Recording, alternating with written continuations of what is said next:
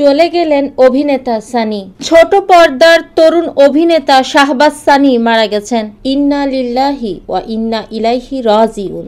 রোববার দিবাগত রাত 3:30টার দিকে অভিনেতার মৃত্যু হয়। অভিনেতা জিয়াউল ফারুক অপূর্ব সহ একাধিক অভিনেতা ও নির্মাতা ফেসবুক পোস্টে এ তথ্য নিশ্চিত করেছেন। ফেসবুক পোস্টে অপূর্ব লিখেছেন, অভিনেতা শাহবাজ সানি আর আমাদের মাঝে নেই। ইন্না লিল্লাহি ওয়া ইন্না ইলাইহি রাজিউন। সবাই সানির জন্য দোয়া করবেন।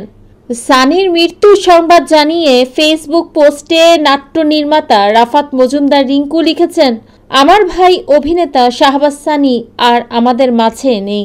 হাসপাতালে রাত 3:30 সে ইন্তেকাল করেছে। নির্মাতা ইমরাউল রাফাতের কাছে আসার পর নাটক দিয়ে সবিজে পা রাখেন শাহবাজ সানি।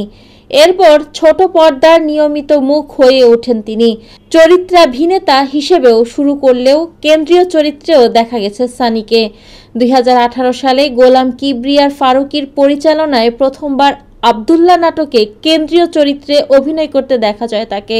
তার উল্লেখযোগ্য নাটকের মধ্যে আরও রয়েছে ম্যাচ মেকার, আহারে মন, তুমি আছো হৃদয়ে, আনারকলি।